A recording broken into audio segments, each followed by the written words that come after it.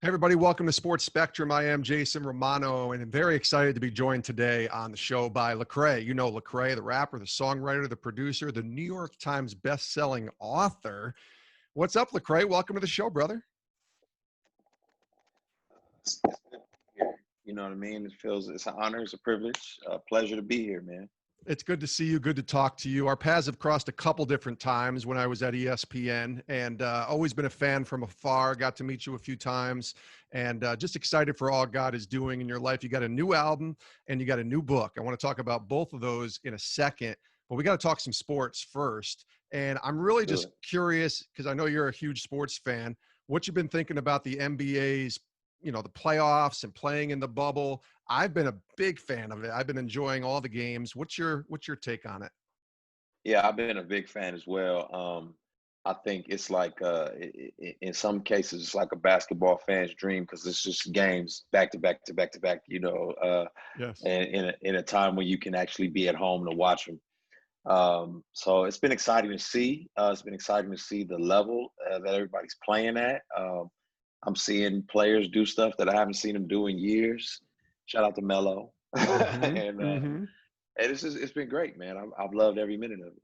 It's been fun to watch because somebody said this to me, and I think I might have heard it on a podcast too, that it's the most pure basketball we'll ever see because there's no travel involved.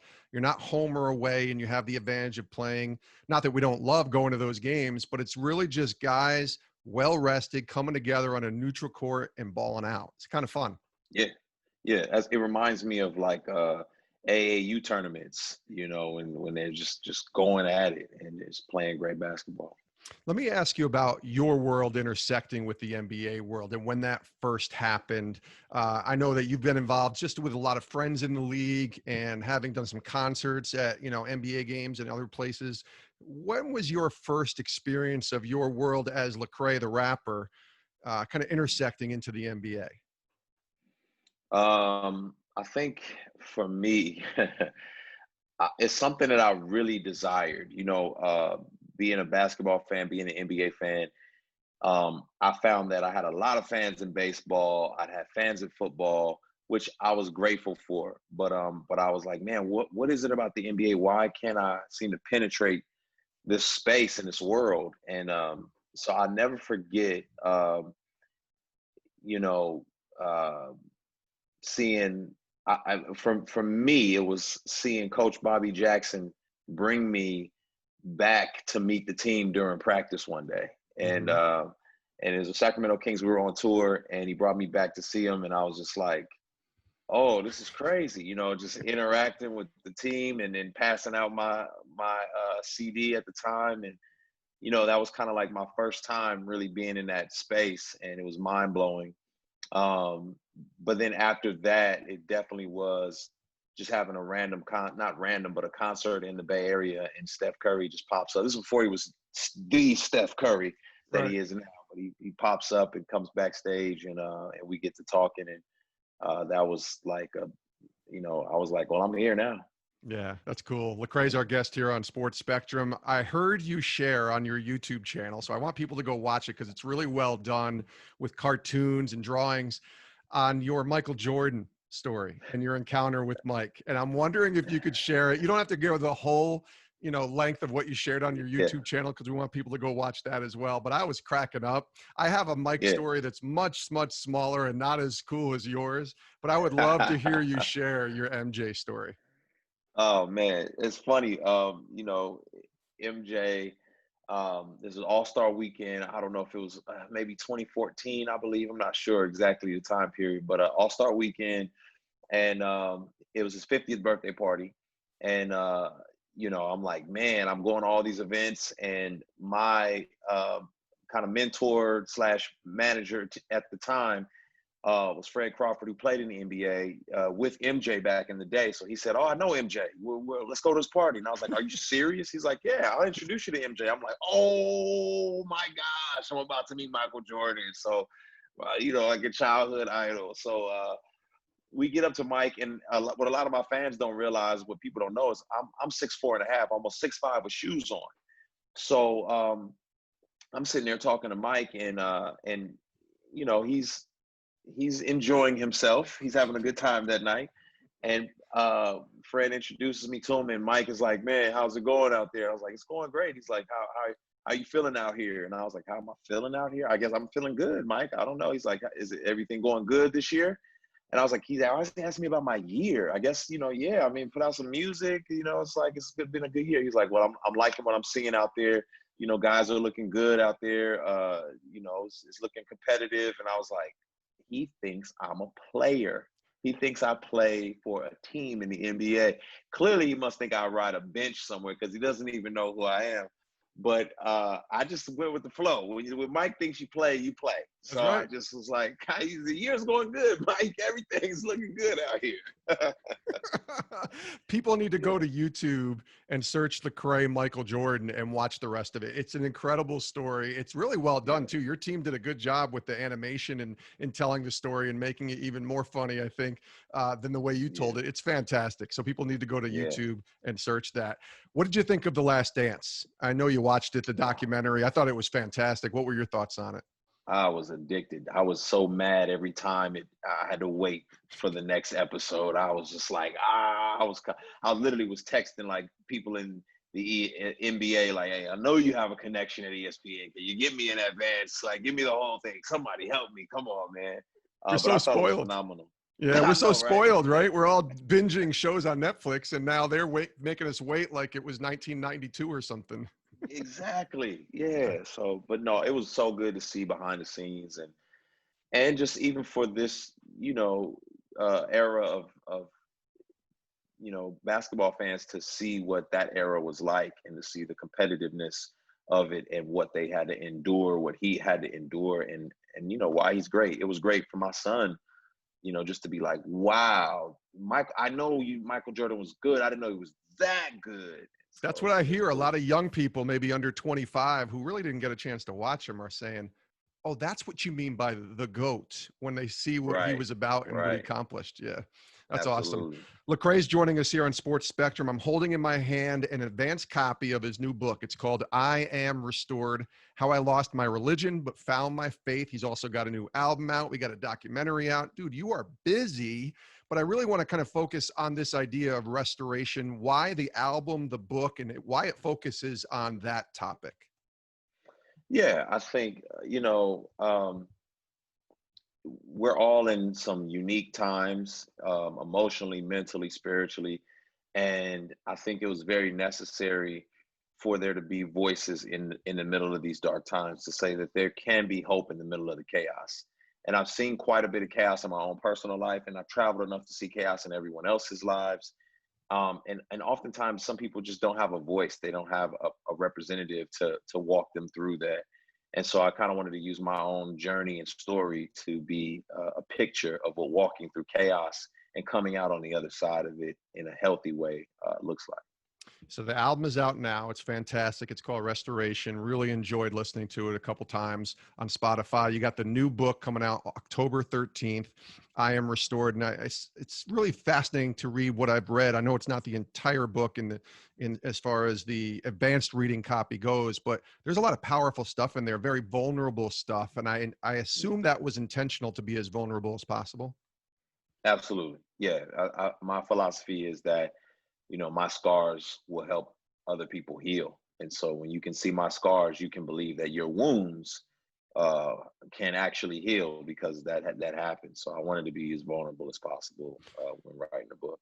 You say in the book, in the midst of your depression and your battle, you were spiritually malnourished, which I thought was a really interesting way to describe what you were going through. Can you share with us what you mean by that? Describe what you mean by spiritually malnourished?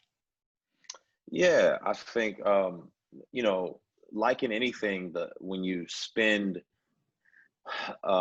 not spending the time you need with um, a person or in a relationship, distance starts to happen. And in a relationship with God, there's a nourishing for your soul that I needed, that I wasn't getting because I was distancing myself from God. And sometimes we just get so busy. We're so busy doing so many other things that we don't stop and cultivate that relationship. We will look for rituals that will supplement, but they don't really give us the real true nourishment that we need. And so a lot of times we'll get the cliff notes on a relationship instead of really spending quality time developing and nurturing that. And because I was not spending that quality time, and I'm not just talking about a Bible study, I'm talking about just sitting still and reflecting on the goodness of God and who in my relationship with Him. It caused me to just kind of be stale, and just when I opened up the Bible, it was black ink on white pages. Why do you think we struggle with that? I say we as followers of Christ, who Mm, sometimes we just kind of get stale a little bit, or we just kind of look at the Bible, read our scripture, kind of follow what we're supposed to do every day, pray, read the Bible, mm, fellowship, go to church, but we still feel malnourished. You can explain that yeah. pretty well, I think, because of Yeah, what you went through. yeah. I think some of it is, um, what I say religion is trying to follow rules in order to get love. A relationship is um, doing things because you are loved, and oftentimes we get caught up in in the religious aspect of it. It's kind of like if I was in a relationship with my wife, and I just, here's your flowers, here's the dinner, pay for it, and we're just going through the ritual. It doesn't really do much for our relationship. It doesn't. We don't flourish as a couple. But when we're spending time together, and I'm saying, hey, tell me about, prom night for you. What was that like? And what was your favorite toys growing? We just start connecting and reminiscing, and that's a relationship. And I think many of us don't cultivate the relationship with God. We just do the religious activities, and we're just looking to check off boxes. And so we don't get much out of that. It's just going through the motions, which is not helpful or fulfilling for us. Lecrae's our guest here on Sports Spectrum, and his new book is called I Am Restored: How I Lost My Religion But Found My Faith. It is out October 13th. Make sure you get yourself a copy. I'm really excited for people to read it. The new album is out as well right now, Restoration. Make sure you go listen to that and download and purchase the album everywhere music is available. I want to ask you about your story of coming to Christ, your testimony. We love to hear stories, just testimonies of how people came to their faith in the Lord. Can you share a little bit of yours? Because I know you had a real Saul to Paul conversion. Mm. Yeah, I mean, I was a kid who spent a little time in a church setting with my grandmother, but for the most part, living with my mom, I didn't grow up in church at all, and I kind of found myself in a space, in a place where um, I just did not.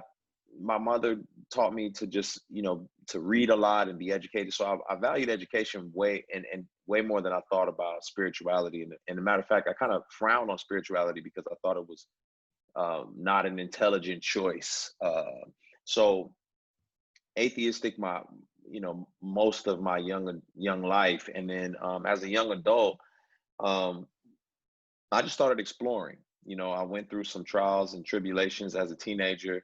I mentioned in the book that actually basketball was one of my saving graces, and it kind of started making me process some things. And then when I finally got to college, I'll never forget just kind of visiting different religious organizations just to see what it's all about, because I was just like, hey, I'll try anything. I'll go to a fortune teller, I'll go to a gypsy, I'll go to a Bible study. Yeah. And I went to a Bible study, and I realized I did not know half of the things I thought I knew about the Bible. I thought I knew a lot, but I didn't know anything. And I couldn't understand why these Christians were so nice to me. It was the weirdest thing. They wanted to buy me lunch and hang out. And I was like, what is your angle? What are you guys after? But they were just genuinely caring and loving people. And they invited me to a conference in Atlanta, and I was excited just to get out of the city and go to somewhere new. And so here I am, a young man on a bus ride with a bunch of Christians to a conference in Atlanta. And I was like, wow, these people are just like me, but they're not, but they are. And I thought, for the first time, it made me realize, like, I got this whole thing wrong. I thought Christians were like grandmas, but these are like young, vibrant people. And that night I heard the presentation of the gospel message, which essentially was that um, Christ came, lived the life I couldn't live, died the death I deserved to die. And and that rocked me to the core. And I said, I want this. I want everything that I'm seeing around me, and I want this relationship. And from then on, my relationship with God began. That was my spiritual transformation. Yeah, that's a great story. How soon after that did you realize I want to devote what I'm doing in my job, in my journey to him? Mhm, Because you honor Christ in your music, certainly in the books you've mhm, written. I've seen you in a lot mhm, of different platforms and spaces, and you always point back to the Lord. And so I wonder right. when you realized quickly how quickly you wanted to realize that God was who I want to honor in the work that I pursue. Yeah, it was. I mean, it was pretty immediate for me because it was such a, like you said, a Saul to Paul conversion. My whole world was turned upside down, and I was like, "Oh my God, I've been wasting my life. What have I been living for? What have I been doing? I've got to course correct immediately." And I'm a very uh I'm a risk taker. I jump, I go all in. I'm an enthusiast. So for me, it was never a question. If anything, I had to scale back. It was kind of like the person who's like, well, I only want to wear shoes made by Christians now. That's what are we, it's just so extreme. Yeah. uh so I had to dial it down in some areas, but the zeal was authentic and it was healthy for me, so I wanted to use music as soon as possible. And music has opened up opportunities for you, because the last time I saw you was at our PAO conference and you came and spoke Mm, to our NFL players and you preached. You didn't come to do a concert or sing or rap. You came to just share the mm, gospel and give a mm. message. And now you're writing books and you're a best-selling author to go along with these other things. So when did you recognize that, okay, music is what's got me, whatever, fame or whatever you want to call it, this platform, but there's other avenues for you to kind of take this message and share both through preaching and writing books? Yeah, I was very fortunate to have a great community of leaders around me who would, throw opportunities to me to just like use my gifts in different ways in different spaces. And so it'd be like, hey, um, come up with a production for this skit we're trying to put together, just try to figure that out. So I was like, all right, I'll try. And then it'd be like, hey, why don't you lead this small group? All right, I'll try. Hey, we need somebody to speak at the detention center, why don't you do it? And so they were really gracious to me to give me those outlets and opportunities, and I began to see where I was gifted at and where my gifts could flourish. And so I had a lot of practice runs to kind of see. But it wasn't easy initially. It took some time to understand and to learn how to lean into certain gifts. And but I think at the end of the day, I love to communicate. So if that's music, film, television, books, talking from a stage, I just love to be able to communicate. You also use your platform to bring, I think, attention to a lot of important issues. You certainly have done great work with the Peace Prep Academy in Atlanta. I wanted to give that a little pop. People should check out peaceprep.com because that's a really great opportunity for people in Atlanta, and you're a part of it. And people can learn more by checking that out.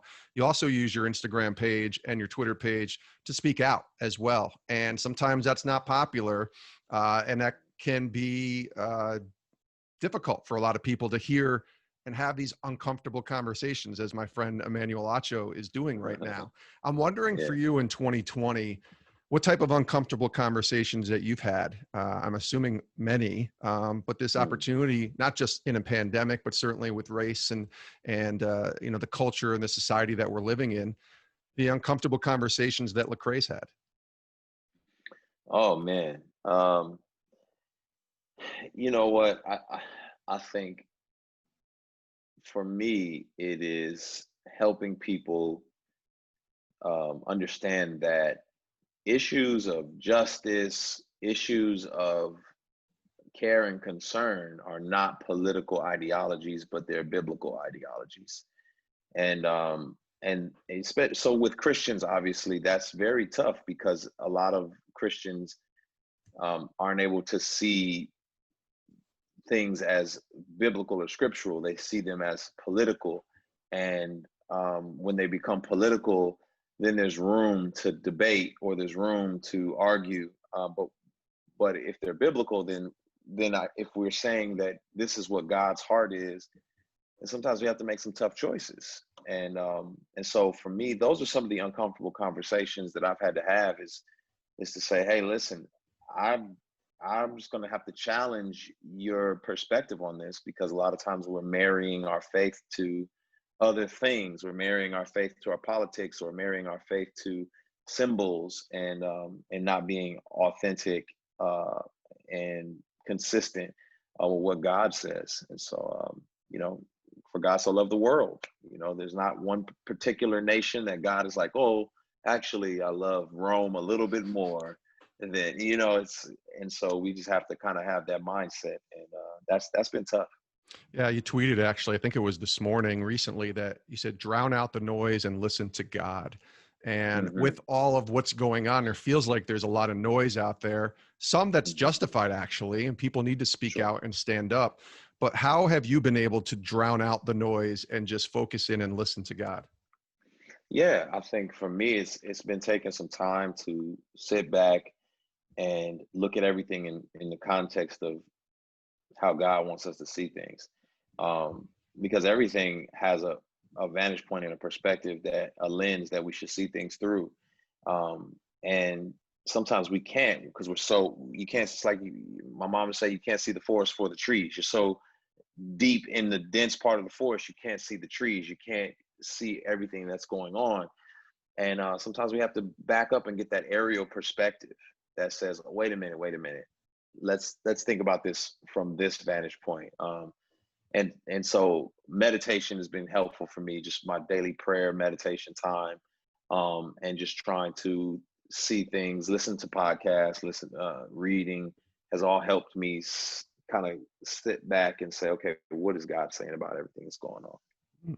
As we wind down here, Lecrae has been our guest on Sports Spectrum. I want to push the book one more time. I Am Restored: How I Lost My Religion but Found My Faith. People need to go check it out. It releases October 13th. And then, of course, the album is out now, Restoration. Go listen. It's really, really good. All right. Jesus, 20-year-old Lecrae, I know, right? Jesus, just one word. 20-year-old Lecrae finds, I believe you were 20 or 21 when you Yeah. started that relationship with the Lord. And here we Hmm. are a couple decades later, and who Jesus is now to you. So I want to say, who was he when you were first becoming a Christian, and who is Right. Jesus now to you in the state of, the life that you're living today? Yeah, I mean, when I first became a Christian, he was the gateway into heaven. He was a gateway into a transformed life, at that moment. And so I needed a savior, essentially. And I think today I realize that he's consistently, um, you know, working on my behalf. He wasn't the doorway. He's the whole house. And that's what I'm learning today, is that I need him as much today as I did at 20 years old. And it's not because I need a ticket to heaven. It's because I need the ability to navigate everyday circumstances and everyday situations. And that's where my strength and my hope comes from. That's really well said. All right, I want to end on some fun. We'll go back to sports a little bit as we close. This will Yeah. be my last question to you, Lecrae. Thanks so much for your time. What is the Yeah. coolest sports experience that you've gotten to have? Maybe it's because of the platform that God has given you as a rapper and as somebody who a lot of people listen to and hear. What's the coolest thing that you've gotten to do from a sports perspective? It's like, man, I got to do this and it was awesome. What would you say? Oh man, by far. And I've done a lot. So I've been to Super Bowls and NBA championships, and been, in locker rooms, and so much amazing things. When I think about it, it's funny that you said that. Yeah. But by far the coolest thing is I got to walk Andre Ward into the ring and rap at the same time for one of his fights. And it was my first live boxing match. And my first live boxing match, I'm walking him into the ring and rapping. And I was just like, I cannot believe this. This is crazy. So That was hands down one of the best experiences I've ever had. Is that one where you're just like, man, I got to do this again? Or are you just like, nah, mic drop, that's it? Nah, I mean, yeah, it was a mic drop. That's it. But definitely made me say, "Wow, this." Just sitting that close to the ring and watching, I was like, "This is insane." I had no idea how intense it was. So that was pretty. It was pretty neat. That's a pretty awesome story, Lecrae, man. Listen, this has Yeah. been great. Thank you so much for joining us here on Sports Spectrum. Thanks for writing this new book, I Am Restored, and certainly for the new album and all that you have going on. People can get more about you and learn more about you just at lecrae.com, I presume. Mm-hmm. Lecrae.com. Find out more about me. I have a live show, that you can sign up for. It's streaming, and yeah, everything is right there at your fingertips. I love it, man. Thanks so much for joining us. Great to see you again. You too, Jason, man. Appreciate you, bro.